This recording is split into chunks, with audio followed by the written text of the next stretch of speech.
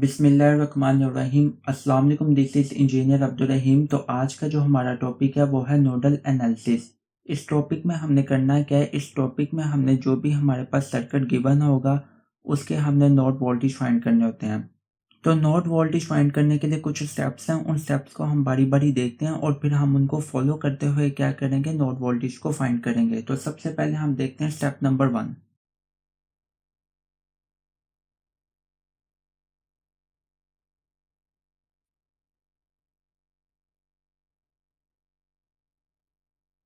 तो step number 1 में हमने क्या करना है, काउंट प्रिंसिपल नोड। यानी कि कोई भी हमारे पास एक सर्किट गिवन होगा उसमें हमने क्या करना है, प्रिंसिपल नोड को काउंट करना है। तो अब हम देख लेते हैं स्टेप नंबर 2।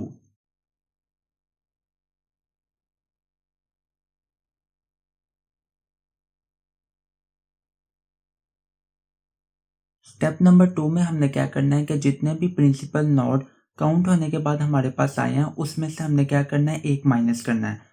एक माइनस करने के बाद जो हमारे पास आंसर आएगा उससे हमें यह पता चल जाएगा कि हमने इस सर्किट को सॉल्व करने के लिए इतनी इक्वेशंस लिखनी है। Step number 3।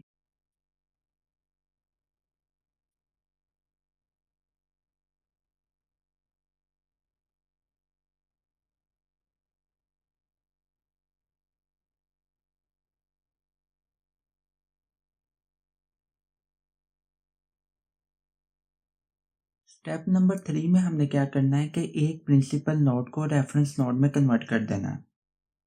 Step number 4।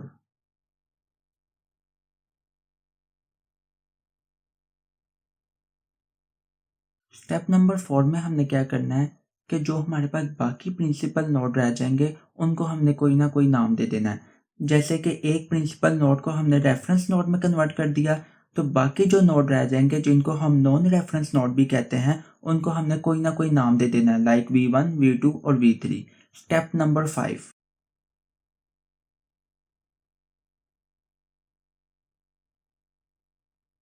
Step number 5 में हमने क्या करना है कि अप्लाई करना है केसीएल, किर्चॉफ करंट लॉ। जो हमारे पास सर्किट में नॉन रेफरेंस नोड होंगे जिन्हें हमने नाम दिया V1, V2, V3, उस पर हमने क्या करना है, केसीएल को अप्लाई करना है। Step number 6।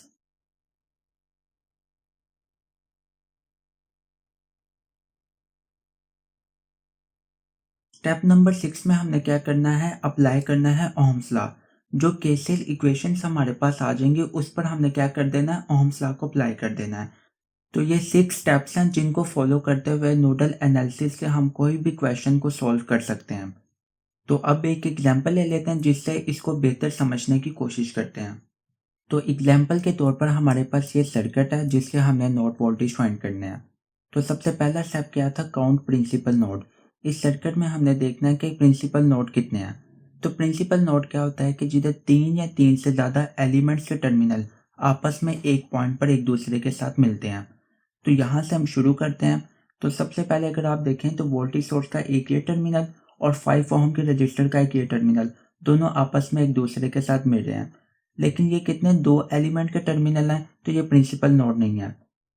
आगे चलते हैं तो 5 ओम के रजिस्टर का एक ये टर्मिनल, 10 ओम के रजिस्टर का एक ये टर्मिनल और 30 ओम के रजिस्टर का एक ये टर्मिनल, 3 एलिमेंट के टर्मिनल आपस में एक दूसरे के साथ मिल रहे हैं। तो ये क्या है, एक प्रिंसिपल नोड है। तो इसे हम क्या करेंगे, एक छोटा सा इधर दायरा लगा देंगे इसकी निशानदेही के लिए।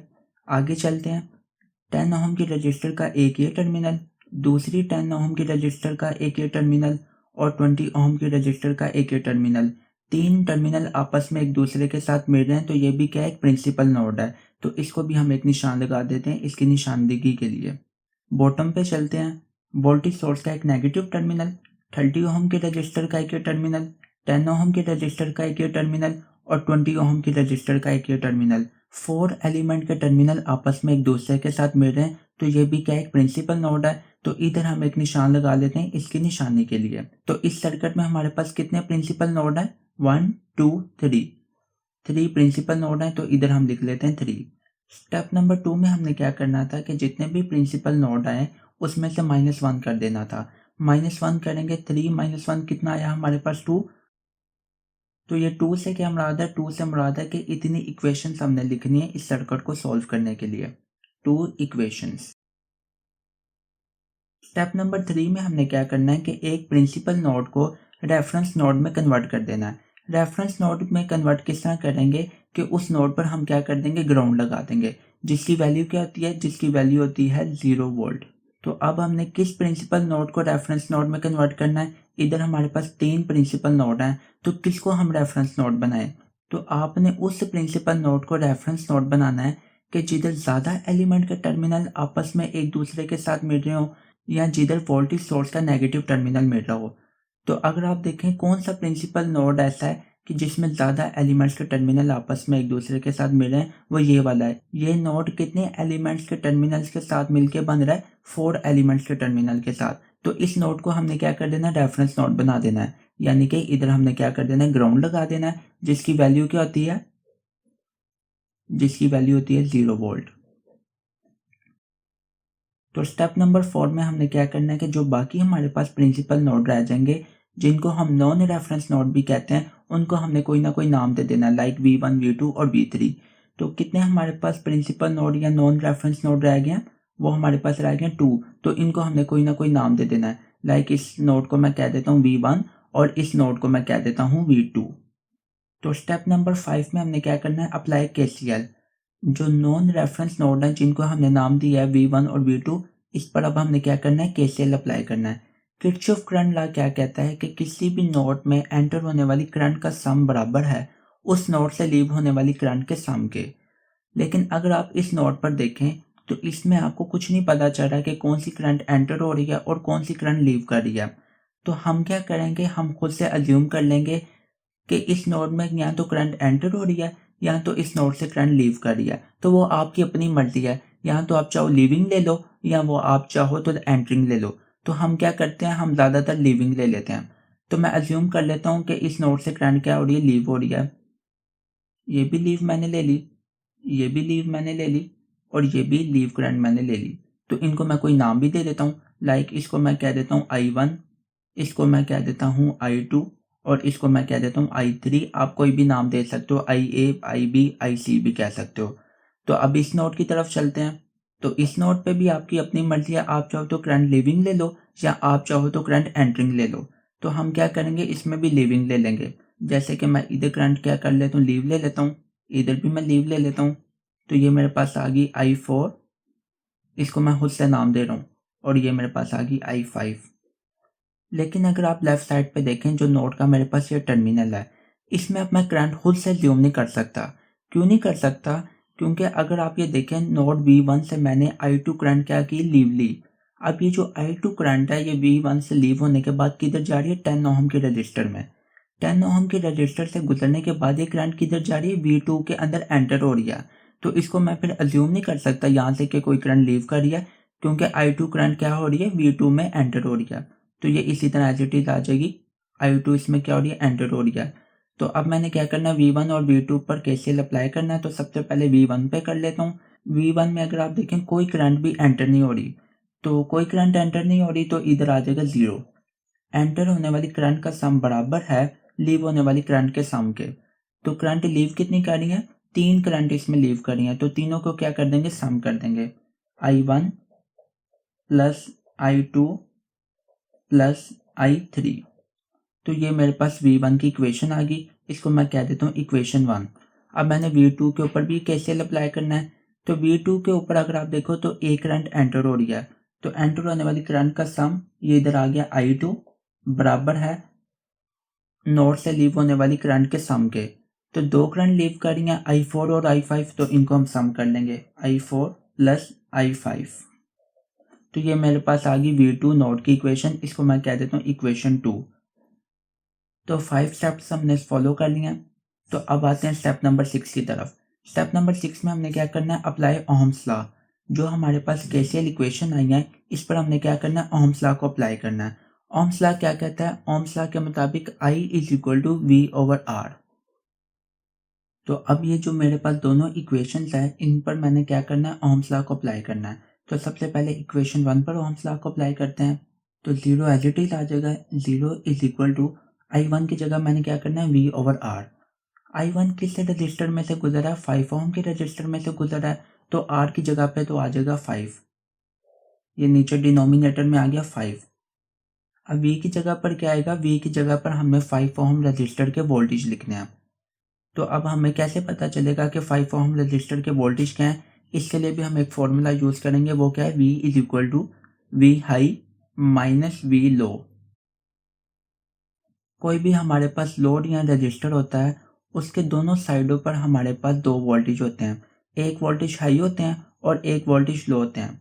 हाई वोल्टेज को जब हम लो वोल्टेज में से माइनस कर देते हैं तो जो आंसर हमारे पास आता है वो उस रजिस्टर या उस लोड के वोल्टेज होते हैं। तो अब अगर हम 5 ओम के रजिस्टर के दोनों तरफ देखें कौन कौन से वोल्टेज हैं, राइट साइड पर अगर हम देखें तो वोल्टेज हमारे पास है V1 और इसके दूसरे टर्मिनल की तरफ देखें तो हमारे पास वोल्टेज है +10 वोल्ट। तो ये तो हमें पता चल गया कि इसकी दोनों साइड पे वोल्टेज कौन से हैं। अब ये पता लगाना है कि कौन से वोल्टेज हाई हैं और कौन से वोल्टेज लो हैं, तभी तो ये फॉर्मूला लगेगा ना, हाई माइनस लो।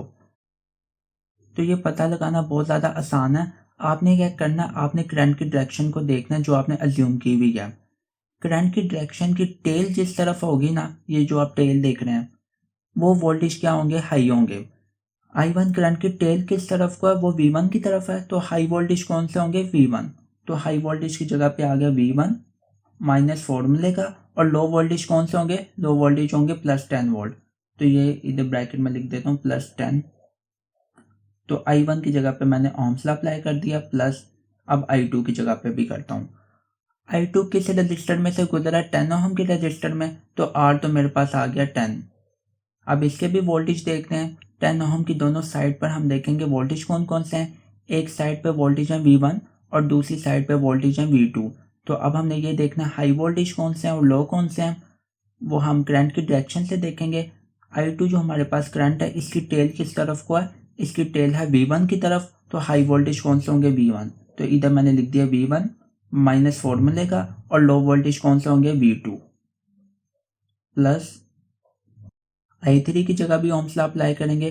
I3 किस रजिस्टर में से गुजरा, 30 ओम के रजिस्टर में से, तो R तो मेरे पास आ गया 30। अब इसके भी वोल्टेज देखेंगे। 30 ओम के एक तरफ वोल्टेज है V1 और दूसरी तरफ वोल्टेज है हमारे पास ग्राउंड वोल्टेज, जिसकी वैल्यू क्या होती है, 0 वोल्ट। तो अब हाई वोल्टेज कौन से हैं, I3 की डायरेक्शन को देखेंगे। I3 की जो टेल है वो V1 की तरफ है, तो हाई वोल्टेज कौन से, V1 माइनस फॉर्मूले का, और लो वोल्टेज कौन से, ग्राउंड वोल्टेज, जिसकी वैल्यू क्या होती है, 0। तो ये मेरे पास आ गया इधर 0।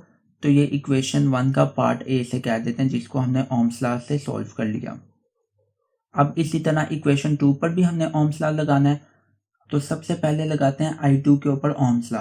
I2 के ऊपर ओम्स लॉ हम ऊपर वाली इक्वेशन में लगा चुके हैं, जिसकी वैल्यू हमारे पास क्या आती है, V1 माइनस V2 ओवर 10। तो ये I2 की जगह हम इधर ये लिख लेते हैं, V1 minus V2 divided by 10 is equal to I4 पर हम ओम्स लॉ लगाएंगे। I4 किस रजिस्टर में से गुजरा, I4 गुजरा 20 ओम में से, तो डिवाइडेड बाय ये तो हमारे पास आ गया 20 R की जगह, और V की जगह क्या आएगा, I4 के दोनों तरफ वोल्टेज देखते हैं। एक तरफ अगर आप वोल्टेज देखें तो V2 है, और दूसरी साइड पर अगर आप देखो तो ग्राउंड वोल्टेज है, जिसकी वैल्यू है 0। I4 के डायरेक्शन को देखेंगे, इसकी जो टेल है वो V2 की तरफ है, तो हाई वोल्टेज कौन से हो गए, V2 माइनस फॉर्मूले का, और लो वोल्टेज कौन से हो गए, ग्राउंड वोल्टेज 0 प्लस I5 में भी हम ओम्स लॉ अप्लाई करेंगे। I5 10 ओम के रजिस्टर में से गुजर रहा है, तो डिवाइडेड बाय 10 R की जगह आ गया, और इस रजिस्टर के वोल्टेज देखेंगे। एक तरफ इसके वोल्टेज हैं V2 और दूसरी साइड पर इसके वोल्टेज हैं 0 वोल्ट, ग्राउंड वोल्ट। I5 के डायरेक्शन को देखेंगे। I5 की जो टेल है वो V2 की तरफ है, तो हाई वोल्टेज कौन से होंगे, V2। हाई वोल्टेज की जगह आ गया V2 माइनस फॉर्मूले का, और लो वोल्टेज कौन सा है, ग्राउंड वोल्टेज, तो ये इधर आ गया 0। तो इसको हम कह देते हैं इक्वेशन 2 का पार्ट ए। तो ये दो इक्वेशंस हमारे पास आ गई हैं। अब हमने क्या करना है, इसको मैथमेटिकली सॉल्व करना है, और सॉल्व करने के बाद हमारे पास V1 और V2 की वैल्यू आ जाएगी, जो कि हमने फाइंड करनी है। तो नेक्स्ट पेज पे इन दोनों इक्वेशन को थोड़ा सिंप्लीफाई कर लेते हैं। तो नेक्स्ट पेज पे हमने ये इक्वेशन को लिख लिया, अब इसको हम सिंप्लीफाई करते हैं। अगर इक्वेशन 1A को हम 30 से मल्टीप्लाई करें तो डिनोमिनेटर की सारी वैल्यू क्या हो जाएंगी, खत्म हो जाएंगी।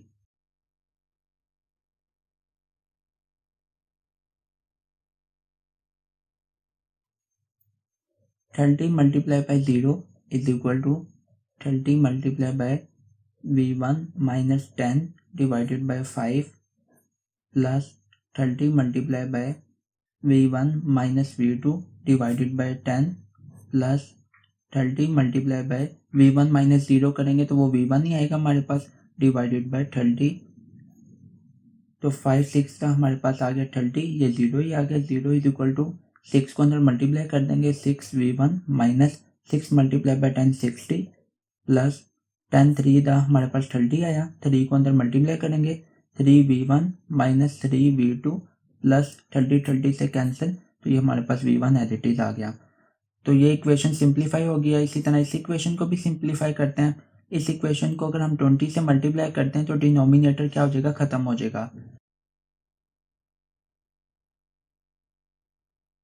20 multiply by V1 minus V2 divided by 10 is equal to 20 multiply by V2 over 20 plus 20 multiply by V2 over 10। तो 10 टू द 20, तो 2 के अंदर मल्टीप्लाई करेंगे 2V1 minus 2V2 is equal to 20 से cancel, V2 as it is आ जाएगा plus 10 to the 20, 2 को अंदर मल्टीप्लाई करेंगे 2V2। 2V1 ये माइनस 2V2 है, इक्वल की उस साइड पे जाके पॉजिटिव का 2V2 हो जाएगा, तो इसको इक्वल की साइड पे ले आते हैं। Is equal to V2 as it is plus 2V2 as it is, ये इधर आके पॉजिटिव का हो गया plus 2V2। 2V1 is equal to ये 5V2 हो गया। यहाँ से V1 की हम वैल्यू फाइंड कर लेते हैं। V1 is equal to 5/2V2, तो ये हमारे पास V1 की वैल्यू आ गई। इसको हम पुट करेंगे इस इक्वेशन में, इसको हम कह देते हैं 1 का पार्ट B। V1 की वैल्यू को इस इक्वेशन में जब हम पुट करेंगे तो यहाँ से हमारे पास क्या आ जाएगी, V2 की वैल्यू आ जाएगी। वो V2 की वैल्यू क्या होगी, वो होगी V2 is equal to 2.727 volt. तो ये हमारे पास V2 का आंसर आ गया। और इसी वैल्यू को दोबारा जब हम इसमें पुट करेंगे तो यहाँ से हमारे पास V1 की वैल्यू आ जाएगी। वो वैल्यू क्या होगी हमारे पास 6.818 वोल्ट। तो ये दो हमारे पास आंसर आ गए V1। तो V1 और V2 की वैल्यू को हमने फाइंड कर लिया, जो कि नोडल एनालिसिस में हम करते भी यही हैं। तो मुझे उम्मीद है आपको ये वीडियो काफ़ी अच्छी लगी होगी। अगर आपको ये वीडियो पसंद आई तो प्लीज़ इस वीडियो को लाइक करें, चैनल को सब्सक्राइब करें और बेल के आइकन को प्रेस कर दें। तो मिलते हैं नेक्स्ट वीडियो में, तब तक के लिए अपना ख्याल रखिएगा। Thank you so much. अल्लाह हाफिज़।